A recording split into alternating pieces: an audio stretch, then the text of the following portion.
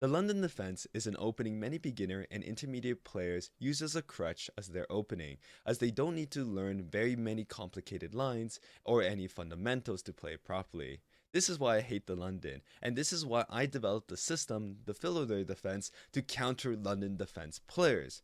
And in today's chess video, I'll be showing you how I do it in an example game. Our opponent played pawn d4, and in yesterday's video, we saw what I do when I play pawn to d6. But today I'm going to show you another weapon that I used to use back when I was playing competitively, and that begins with knight to f6, the most flexible opening you can begin with a game of chess after d4. Now, you could usually play d5, but I'm against this idea of playing d5 because knight f6 just allows you to do everything else that you wanted to do. If you want to play d5 later, you can always play d5 later. And my opponent here is playing the London defense. So I'm going to play pawn d6, again, similar to yesterday, but this is the opening I really like to play against London defense players because, again, people at this level don't really know how to play these openings too correctly. So I'm going to play pawn c6 here. I'm going to play queen c7. I really like this opening here for me where I just try to force this e5 move in. And a lot of London defense players don't really know what to do against these type of positions. So I'm going to get e5 in. As I said, e5 is the move that I really want to play. And I'm just going to just develop my pieces, as you guys can see. And I'm just going to try, oh, he opened up the center. I'm going to develop my pieces in a very similar way that I usually do in the Philodor defense. I'm going to put my bishop on b4 whenever we exchange pieces. And if he didn't exchange, I would just put it on e7. So his bishop's under attack here. He doesn't really know how to respond. Does he take? Obviously not. I have two defenders. But in this position, I'm very comfortable moving my pieces out. As you guys can see, I'm going to get bishop to b4. I'm going to get knight to e4. And really, his position is going to fall apart extremely quickly here. I'm also going to be able to castle very quickly while my opponent's position is kind of stuck. He can't really castle too quickly here. And I have I have a very good position over here already because of these threats that I have against my opponent. I'm threatening knight e4, ruining this pawn structure or ruining this pawn structure. If I were him, I would play like the risky bishop d3 move. Now, it looks like he can't do that because of pawn e4, but my opponent plays queen d2, which is probably the worst move that they could play here because my knight can go to e4 anyways. I can take his bishop, but not only can I take the bishop, I can also take the knight, depending on where the queen goes. In fact, in this position, I think my opponent's already lost. This is a common trap that you can play against London players, and basically in this position after knight to e4, I think he has to play queen d3. I can just take this bishop. And can I play e5? Don't think I can play e5, but I think I'm just going to take here. I don't really care. There might be a better move in that position here, maybe take the knight, etc. But this position just looks very good for me because of how bad the pawn structure is. I'm going to castle the king. Yeah, I'm going to castle the king. I don't mind if he plays knight to g5. He's just going to threaten this very silly mate. I can play moves like f5. My opponent castles kingside here, which does allow me to play some interesting stuff, but I think I'm just going to play a very normal chess game here. I'm going to play knight f6. The idea I'm going to develop my bishop. I'm also threatening pawn e4 in this position, so my opponent better deal with this. Now, okay, he deals with it this way. This way makes a lot of sense. I cannot pin him because, well, he'll just take me, so that doesn't quite work. What if I just move the knight here? Knight here, his knight goes to g5. Could be a little bit annoying for me. I'm not sure I really like that for me. Maybe I can play f5 here, maybe not. I think we don't take. We don't take for sure. I think we play here for fun. Is this the best move? Probably not. It gives my opponent a lot of compensation when he plays this move over here. But I think this position, I don't want to trade pieces. I generally don't like trading pieces against worse players because when I trade pieces, basically I have less pieces that I can use to prove myself that I'm better than my opponent here. So my opponent attacks me. I'm just going to play bishop back. Why not? Doesn't really matter. Yeah, they attack my bishop. I'm just going to move my bishop. Easy peasy lemon squeezy. I think I'm going to play my king to h8, maybe pawn to g6 very soon. I don't want him to be able to do any of these silly tricks here, basically threatening checkmates or whatnot. So I'm just going to avoid all that stuff by playing pawn g6 very soon. Though that does allow moves like h4, h5, but I'm not too worried about this. In this position, I really like my position because of the weak pawns over here. I'm going to play moves like queen b6 very soon. I'm going to attack this pawn. I'm going to attack this guy. There's a lot of things I can attack in this position. So, you know what? Let's just begin with queen b6. Let's start by attacking this guy over here, saying, hey, Mr. Pawn, I'm going to capture you if you don't do anything about it. And we'll see how my opponent responds to this move. I think after that, I'm going to just play pawn f6, so he can't play knight to g5. Or maybe, wait, did I have f5 here to play e4? I might have. I think I missed it. Yeah, I think I missed that I could do that. So in this position, am I going to take this way? Take this way, rook is an under attack. I can take the bishop, get the bishop pair, which is very strong, or I can take with the queen. I'm going to take with the queen here. I threatened a couple things here, so I think my opponent has to react to me. And when my opponent reacts, well, depending on what they do, I can do something different. So, okay, so I'm going to develop my pieces. I have the bishop pair, better pawn structure here. Probably shouldn't have given up my e5 pawn. That's definitely a mistake on my end. I wasn't really paying attention. And so, okay, he's doing this, which is weird. Reason why this is weird to me is because I can triple his pawns. I'm going to triple his pawns here. Yeah, he gets a triple pawn in this position, which is definitely not good for my opponent here. And then I'm going to just trade off pieces so he can't really checkmate me. And I'm going to try to take advantage of these weak, like, material or not weak pawns for the rest of the game. That's what I like to do. I like to find weaknesses, and I just like to take advantage of weaknesses. See them. So, okay, I'm going to trade queen so he has no attack anymore. And then, okay, he takes this way, and immediately I'm pretty sure I have this move over here, taking this pawn, making sure that there's no discovery attacks. I don't think so. I'm going to play this move over here so I can play this move over here. Now, I do need to be concerned about some discovery attacks with his knight in case he tries to attack h7, but I think in this position I should be fine. I'm just going to take here, and the idea is I can always block with my knight if he does some really silly discovered attack in the future. And there's no piece here of mine that can be attacked by a discovered attack, so I'm not really concerned. So in this position, he's offering a trade, but if I take, he has bishop h7.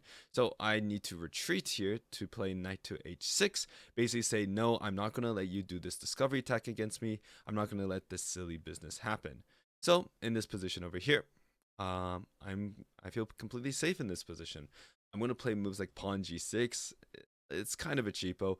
If he takes my knight, I have bishop g4. So I think I'm going to play g6 here. I'm pretty sure this works.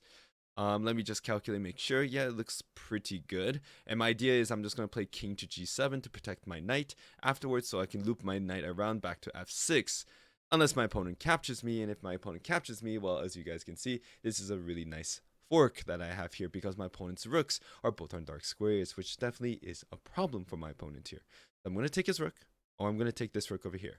And so this was a very simple trap that I set up for my opponent.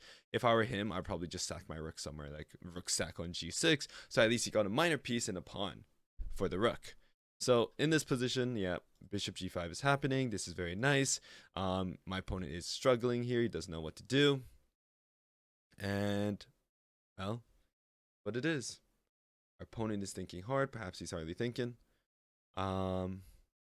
But yeah, rest of this game should be relatively simple.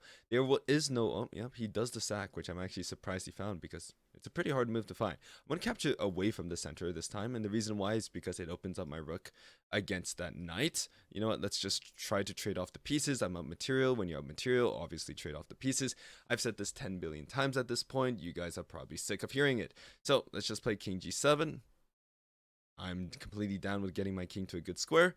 I think if my opponent was smart, he would probably play this.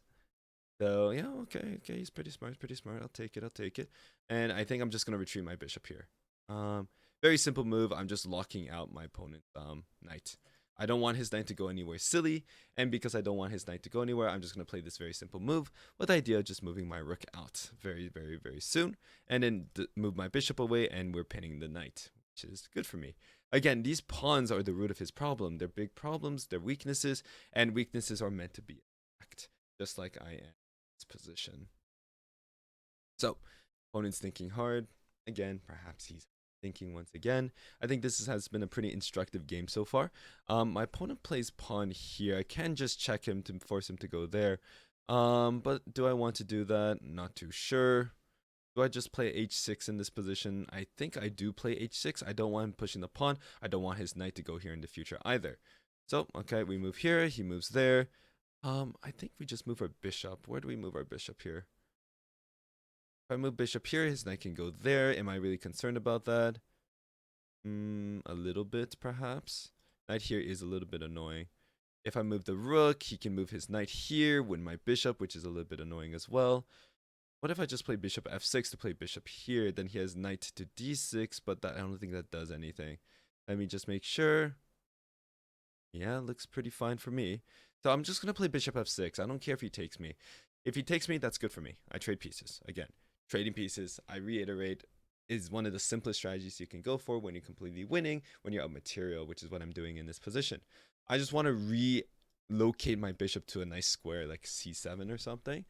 Now I could play pawn b6 to stop my opponent's knight from moving ever again. That is definitely something I can do. But yeah, let's just play bishop to e5. Again, I want my bishop to be on a nice square. His b2 pawn is under attack in this position, so he can't just move his king out like what he's trying to do right now. So, and in this position, okay, he pushes the pawn here, which is interesting. It's definitely very interesting, actually. I can give him a little check here. King to d2, I can take the b2 pawn, but he has discovery text with this, and he can take that.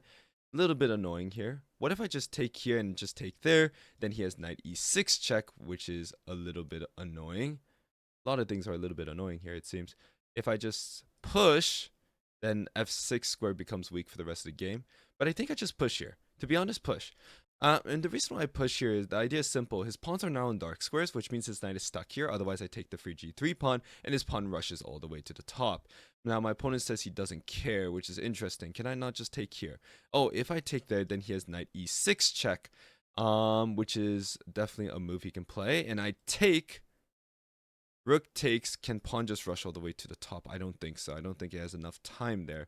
So in this position, I think I have to just move my rook check. Rook check king there. No, there's nothing there. In this position, my rook is pinned. I don't want this fork to happen. I could just move my king.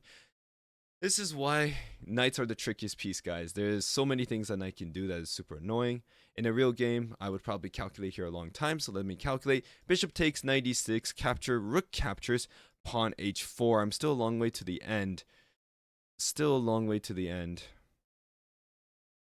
What if I just play rook f7? Yeah, rook f7 just defends everything. Now my piece is pinned, but there's no way for him to get to it. So I'm just gonna play rook f7. It's just the simplest way. I'm just gonna double up over here, and that way there can be no problems for me. Yeah, I let this knight become a little bit annoying, which in hindsight probably shouldn't have done. But I'm just gonna double up. Just say, hey rook, you're not gonna do anything.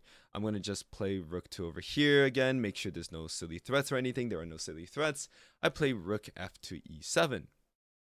And in this position, he can't take there, he can't go there, he can't go here, he can't go here, can't go anywhere with his knight. And I'm still threatening his g3 pawn, which is pretty bad for him. I'm also threatening this move over here. I'm threatening bishop takes b2 because if king captures, rook takes rook, bishop takes rook, rook takes bishop, I go up a pawn there, and the ending of this game is pretty simple. Now, he does this. I don't think he's allowed to do this because he gives me two minor pieces for the rook, and the rook is always worse off than the two minor pieces. So in this position, this is really good for me because I'm just up a bishop now, and his trickiest piece, the knight, is gone. So I don't agree with what my opponent just did. I think what my opponent just did was very silly and should not have been done, but he decided to do it, which, well, is up to him. These endgames are pretty difficult sometimes to win, but my philosophy is always just trade off pieces. I did like 5 times today already.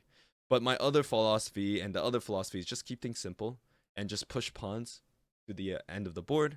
And when you push your pawn to the end of the board, your opponent is going to be forced to play moves like rook h8, which allows you to capture it, and you're going to be up a lot of material here. So he's going to play king g3. I'm going to check him over here. He's going to move like king there. I'm going to check him over here. I'm going to push my pawn up. I'm going to play rook here. I'm going to check here. And as you know, when you're up a queen, the rest of the game is simple.